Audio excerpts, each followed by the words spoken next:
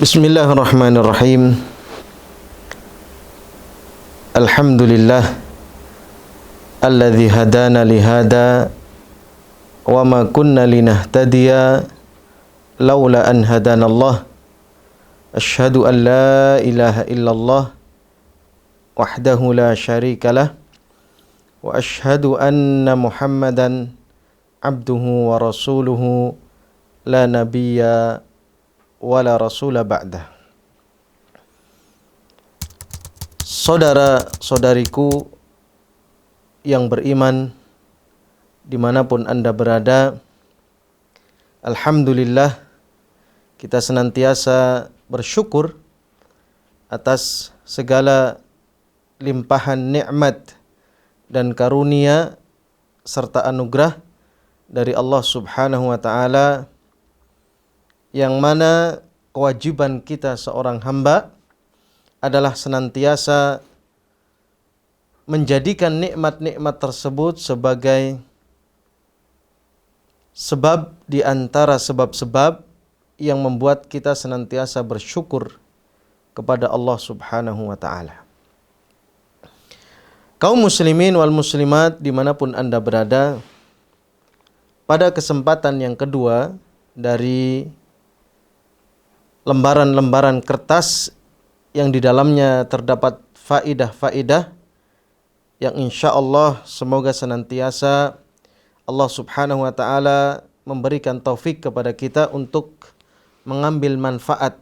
Barangkali catatan-catatan tersebut bisa menjadi sebab atau wasilah mendekatkan diri kita kepada Allah Subhanahu wa ta'ala.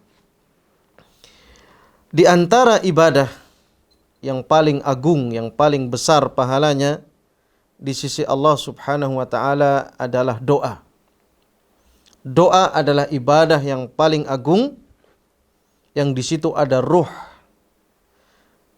ada taqarrub, ada munajat, ada ketundukan, ada kepasrahan, ada iftiqar. Kita senantiasa membutuhkan kepada pertolongan dan bantuan dari Allah Subhanahu wa ta'ala. Ditambah lagi doa adalah salah satu sarana bagi kita untuk mendapatkan rahmat dan anugerah dari Allah Subhanahu wa ta'ala. Sebagaimana doa adalah afdalul ibadah, ibadah yang paling afdal di sisi Allah Subhanahu wa ta'ala. Allah Subhanahu wa ta'ala menyukai hamba-hambanya yang senantiasa bertaqarrub, meminta, merasa butuh dengan Allah Subhanahu wa ta'ala.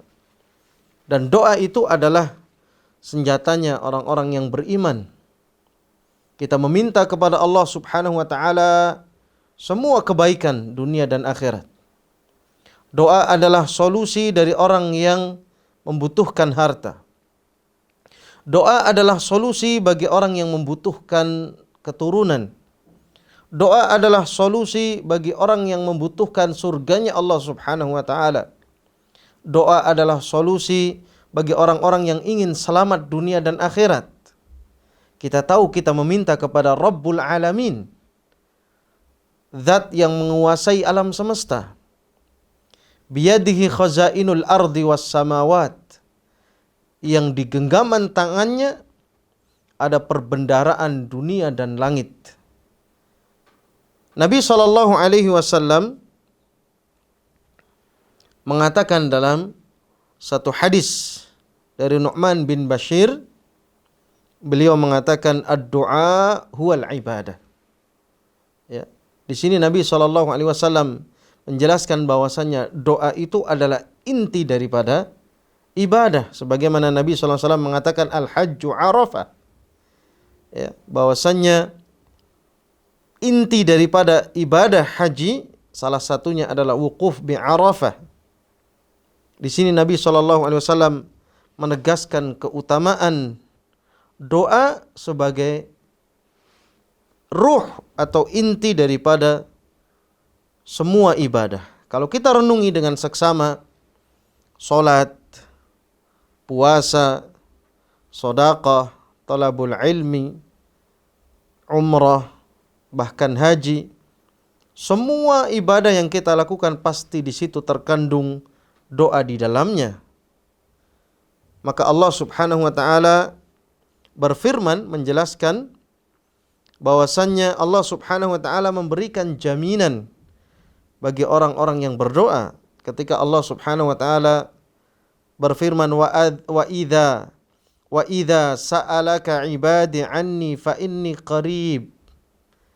Wahai Muhammad, kabarkan kepada orang-orang yang bertanya tentang aku, kata Allah Subhanahu wa taala. Wa idza sa'alaka ibadi anni fa inni qarib. Apabila bertanya kepadamu wahai Muhammad, hamba-hambaku mencariku, katakanlah bahwasannya Allah Subhanahu wa taala maha dekat dengan hambanya. Ujibu da'watad da'i idza da'an. Allah Subhanahu wa taala dalam ayat ini menyebutkan ujibu da'watad da'i idza da'an. Aku senantiasa memberikan ijabah dari doa-doa hamba-hamba yang senantiasa meminta kepadaku. Ya. Bahwasanya Ibnu Abbas pernah menukil sabda Nabi SAW.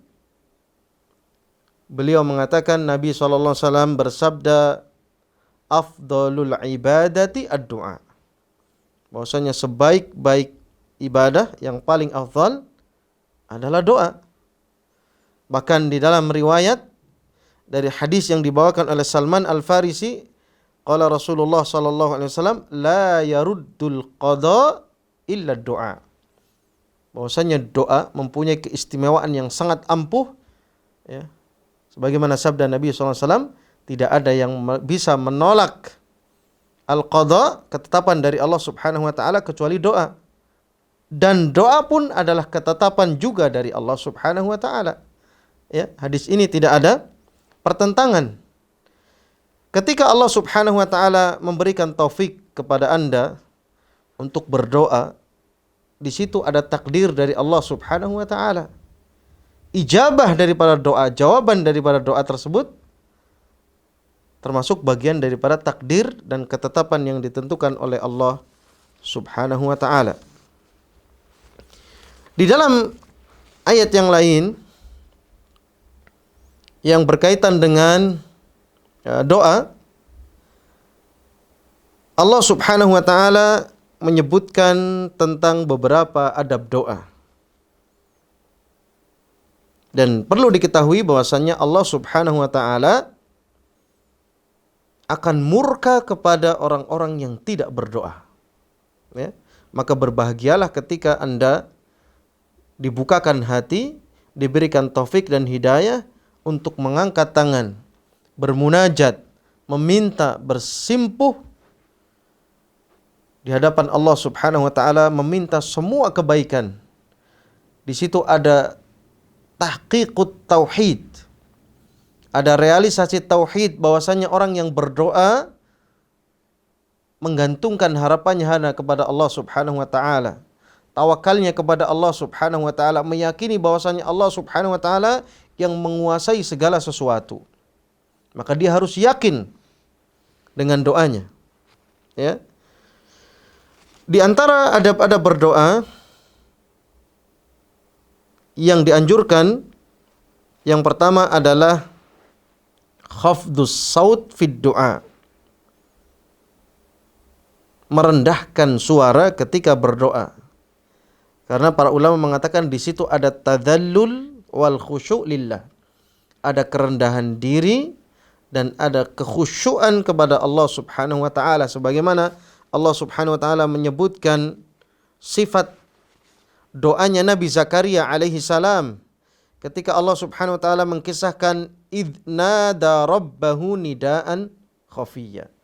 Ketika Nabi Zakaria alaihi salam nada, menyeru, memanggil, meminta kepada Allah Subhanahu wa taala nidaan khafiyya, dengan panggilan atau dengan doa yang khafi, lirih, ya, dengan suara yang tidak ditinggikan. Kemudian Allah Subhanahu wa taala lain, ud'u rabbakum tadarruan wa khufyah innahu la yuhibbul mu'tadin. Ud'u rabbakum, serulah Allah subhanahu wa ta'ala Rabb kalian tadarruan, dengan penuh rasa tadarru, merendahkan diri. Kita mengakui kekurangan kita sebagai manusia. Kita menyandarkan, meminta bantuan, meminta segala sesuatu kepada Allah subhanahu wa ta'ala, disertai dengan kita mengakui kekurangan yang ada dalam diri kita. Wa khufyah. Kemudian doa itu dibaca dengan suara yang lirih, suara yang pelan, penuh adab kepada Allah subhanahu wa ta'ala. Innahu la yuhibbul mu'tadin. Ketahuilah bahwasanya Allah subhanahu wa ta'ala tidak menyukai orang-orang yang berlebih-lebihan di dalam berdoa. Ya. Nanti akan disebutkan bagaimana cara Nabi SAW berdoa. Di antaranya, Nabi SAW menyukai jawami'ud du'a. Doa yang padat, yang singkat, tetapi terkandung semua kebaikan, atau meliputi banyak kebaikan dunia dan akhirat. Ya. Sebagaimana diceritakan oleh istri Nabi SAW, Aisyah radhiyallahu anha, kana Rasulullah SAW yastahibbu al-jawami'a minad du'a wa yada'u ma siwa dhalik. Istrinya, orang yang paling paham tentang ibadah beliau di rumahnya, ya, bahwasanya Rasulullah SAW menyukai al-jawami' minad du'a, doa-doa yang pendek lafadznya tetapi mencakup kebaikan yang banyak dunia dan akhirat.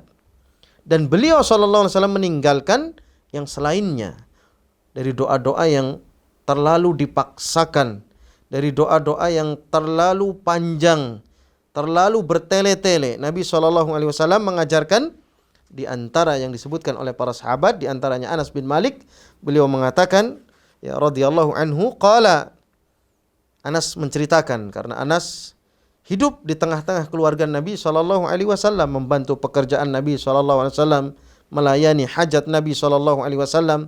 Ya, beliau berkhidmah kepada Nabi SAW. Di sini Anas menceritakan, kana aktsaru du'ain Nabi SAW annahu kana yaqul, Rabbana atina fid dunya hasanah wa fil akhirati hasanah wa qina adzabannar. Di antara doa yang paling banyak dilafadzkan, dibaca, diamalkan oleh Nabi SAW adalah doa yang lafadznya Rabbana atina fid dunya hasanah. Rabbana, wahai Tuhan kami, atina, berikan kepada kami, fid dunya, di dunia ini, hasanah, semua kebaikan dunia. Ya, para ulama mengomentari hadis ini, ya, bahwasanya semua kebaikan dunia terkumpul. Anak yang soleh, pekerjaan yang baik, ya, kehidupan yang stabil, ketenangan jiwa, semua kebaikan yang kita rasakan di dunia, dari semua nikmat yang ada di dunia terkandung dalam doa ini. Wa fil akhirati hasanah, dan kita meminta kepada Allah Subhanahu wa taala dengan lafaz doa ini, di akhirat kita diberikan kebaikan. Ketika menerima kitab dengan tangan kanan, itu kebaikan di akhirat. Ketika kita bisa menjawab pertanyaan mungkar dan nakir di alam barzakh, itu kebaikan. Ketika kita dinaungi dengan naungan Allah Subhanahu wa taala, ketika tidak ada naungan kecuali naungan Allah Subhanahu wa taala, itu kebaikan. Ya. Ketika kita melewati siratal mustaqim dengan aman, dengan nyaman, itu pun kebaikan di akhirat. Kita meminta semua kebaikan sampai kita menginjakkan kaki di surganya Allah Subhanahu wa taala. Wa qina adzabannar, dan ya Allah, aku memohon kepadamu dari pedihnya azab api neraka. Inilah doa yang paling banyak dibaca oleh Nabi SAW. Bahkan ketika beliau tawaf di antara Hajar Aswad dan Rukun Yamani, satu tempat yang merupakan mustajabud doa, Nabi SAW senantiasa mengajarkan kepada sahabat untuk membaca doa ini. Doa ini dibaca di tempat yang mulia, ya, di sudut yang mulia antara Hajar Aswad dengan Rukun Yamani. Nabi SAW mengajarkan bagaimana doa ini harus dibaca oleh orang-orang yang melaksanakan ibadah umrah atau ibadah haji. Menunjukkan ketinggian doa ini. Nabi SAW memilihkan doa ini, ya, diilhamkan oleh malaikat Jibril, malaikat Jibril mendapatkan dari Allah Subhanahu wa taala, wa ma yantiqu 'anil hawa in huwa illa wahyun yuha.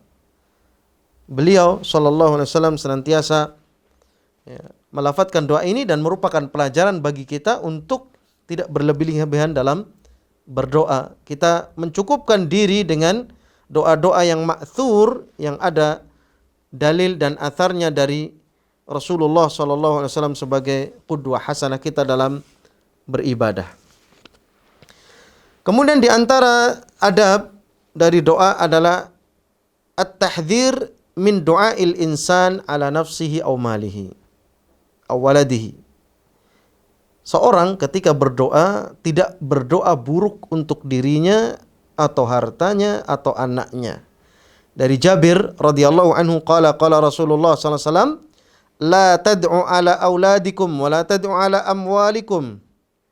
Ya, janganlah kalian berdoa jelek untuk anak-anak kalian atau untuk harta-harta kalian, ya. Di sini ada pelajaran seorang muslim menjaga lidahnya ketika berdoa, tidak melaknat, tidak berdoa buruk. Na'udzubillah, apalagi berdoa buruk kepada anak-anak kita, ya. Kita senantiasa berdoa sebagaimana doanya Nabi Ibrahim, Rabbi habli minas salihin, Rabbi habli minas salihin. Ketika Nabi Ibrahim alaihissalam, ya, senantiasa berdoa kepada Allah Subhanahu wa taala, meminta anak-anak yang saleh, ya. Berdoa. Barangkali dengan doa dari seorang ibu, dari seorang ayah, ya, bisa merubah hati anaknya yang sekarang sedang mengalami, ya, satu masalah. Anaknya barangkali bandel, barangkali anaknya susah untuk dididik. Barangkali kita sebagai orang tua, sebagai ayah atau sebagai ibu, ya, lupa untuk mendoakan anak kita, bahwasanya anak kita yang menguasai hatinya adalah Allah Subhanahu wa taala. Kalau Allah berkehendak kun fayakun, maka soleh. Ya. Di situ kita tidak menyandarkan kepada kekuatan kita, tidak menyandarkan kepada hawa nafsu kita, tidak menyandarkan kepada akal kita, tidak menyandarkan pada pekerjaan kita. Ya, betapapun cerdiknya, pintarnya, ya, manusia, maka hati anaknya, ya, ada di tangan Allah Subhanahu wa taala, dan kesolehan itu adalah bentuk rizki dari Allah Subhanahu wa taala. Kesolehan seorang anak itu ada rizki dari Allah Subhanahu wa taala, betul-betul anugerah dari Allah Subhanahu wa taala. Kita hanya berusaha, tetapi jangan lupa meminta doa kepada Allah Subhanahu wa taala untuk memperbaiki keturunan dan anak-anak kita menjadi generasi yang rabbani. Kemudian ayyuhal ikhwan wal akhwat dimanapun Anda berada, di antara kewajiban atau sesuatu yang harus dipenuhi ketika berdoa adalah al-jazmu fid doa. Kita merasa mantap, kita merasa yakin dengan doa yang kita panjatkan dengan, ya, dengan penuh keikhlasan tentunya, ya, tapi kita membarengi bahwasannya hati kita penuh dengan keyakinan bahwasannya Allah Subhanahu wa taala akan mengijabah doa kita, ya. Sebagaimana Rasulullah SAW bersabda dari hadis yang diriwayatkan oleh Abu Hurairah, ya, beliau SAW mengatakan, idza da'a ahadukum fala yaqul Allahumma ighfirli in syi'ta.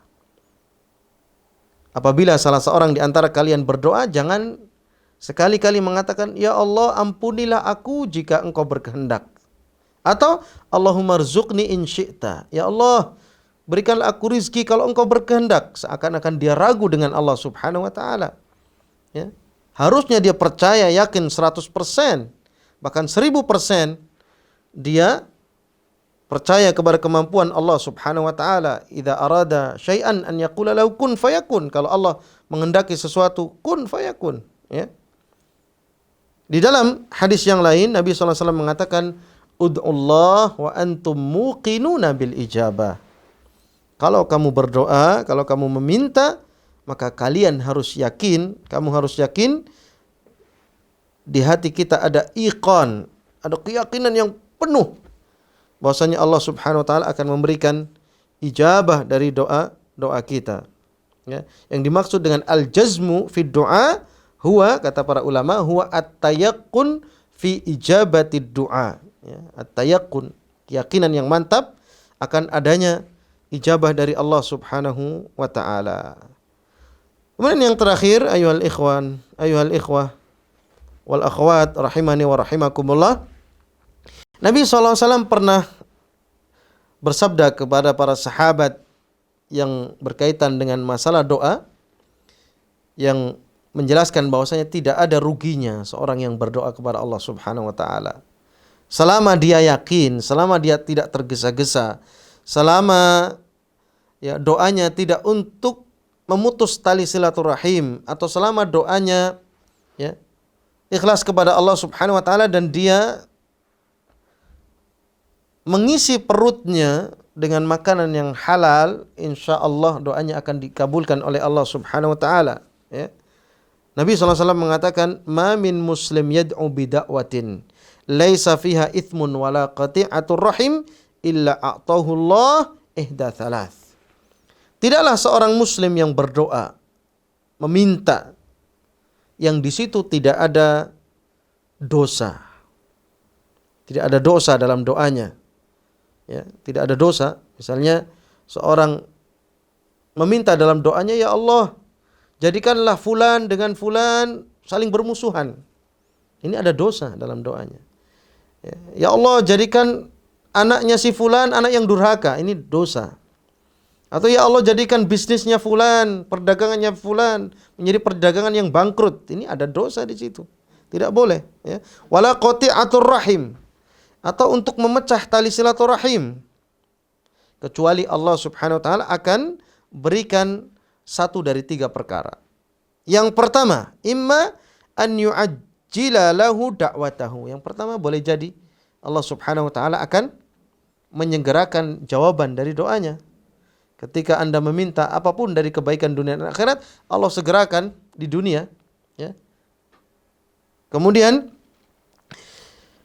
Allah Subhanahu wa taala imma an yuakhiraha lahu fil akhirah, atau ijabah atau jawaban doa tersebut dipending atau ditunda di akhirat, dan itu lebih baik. Bagaimana nanti ketika orang-orang di alam barzakh kesusahan, di alam mahsyar kesusahan, mereka akan berandai-andai kalaulah doanya tadi yang dulu dibaca di dunia diijabah di akhirat saja, sebagai pengganti di akhirat. Barangkali ada yang meminta diberikan rumah, belum dikabulkan oleh Allah Subhanahu wa taala, masih ngontrak misalnya. Mau dibelikan, berdoa kepada Allah Subhanahu wa taala agar mendapatkan mobil misalnya. Tapi sampai saat ini masih menaiki sepeda ontel atau sepeda motor. Barangkali doanya akan diakhirkan oleh Allah Subhanahu wa taala menjadi kebaikan di akhirat. Kita tidak pesimis dengan ijabah dari Allah Subhanahu wa ta'ala. Atau imma an yadfa'a anhu minas su'i mithlaha. Ini atau Allah Subhanahu wa ta'ala membentengi dia dari musibah yang akan menimpanya karena doanya. Ini luar biasa. Barangkali Allah Subhanahu wa ta'ala menjaga kita dari segala musibah, dari segala bahaya, dari segala perbuatan atau dari segala sesuatu yang tidak kita sukai, penyakit misalnya, atau kecelakaan, naudzubillah, atau sesuatu yang memudaratkan badan kita, disebabkan karena doa-doa kita yang menjadi benteng atau tameng dari terkenanya kita dari musibah yang seharusnya menimpa. Jadi para sahabat mengatakan setelah mendengar sabda Nabi ini, "Idzan nukthir ya Rasulullah." Kalau begitu kita perbanyak doa ya Rasulullah. Tidak ada ruginya orang yang berdoa. Imma diijabah oleh Allah Subhanahu wa ta'ala, imma diakhirkan di akhirat dan itu lebih baik, atau menjadi penghalang baginya dari segala macam musibah atau kecelakaan yang seharusnya menimpanya. Terakhir, ada satu riwayat dari Umar bin Khattab. Beliau radhiyallahu anhu mengatakan, la yahummuni ijabatad du'a walakin yahummuni an ad'ullaha azza wa jalla fi kulli hin. Aku tidak berpikir tentang atau tidak membuatku menjadi gelisah tentang ijabah doa. Kapan doa saya dikabulkan atau bagaimana doa saya dikabulkan. Beliau tidak membuat beliau resah dengan itu, tetapi yang membuat beliau resah adalah ketika hati beliau tidak diberikan taufik, hidayah dan i'anah dari Allah Subhanahu wa taala untuk berdoa. Walakin yahummuni, ya, ad-du'a. Doa adalah senjata orang-orang yang beriman, tetapi tidak semua Allah Subhanahu wa taala bukakan hati orang-orang yang muslim atau beriman mudah berdoa kepada Allah Subhanahu wa taala, walaupun di dalam ibadah sudah terkandung doa. Tapi yang dimaksud di sini adalah doa masalah, doa meminta kepada Allah Subhanahu wa taala yang harus kita latih, yang harus kita pupuk terus, bahwasanya kita adalah hamba yang fakir, yang selalu membutuhkan segala sesuatu yang berupa kebaikan di dunia dan akhirat dari sisi Allah Subhanahu wa taala. Barangkali lembaran-lembaran kertas ini bisa bermanfaat buat antum semuanya dimanapun antum berada. Sekali lagi kita berdoa kepada Allah Subhanahu wa taala dengan wasilah Asmaul Husna yang Allah Subhanahu wa taala miliki, ya, dengan penuh rendah hati kita berdoa, mudah-mudahan Allah Subhanahu wa taala senantiasa mengaitkan hati-hati kita kepada meminta, berdoa, bermunajat kepada Allah Subhanahu wa taala. Akhiru da'wana subhanakallahumma wa bihamdika asyhadu an la ilaha illa anta astaghfiruka wa atubu ilaik. Assalamualaikum warahmatullahi wabarakatuh.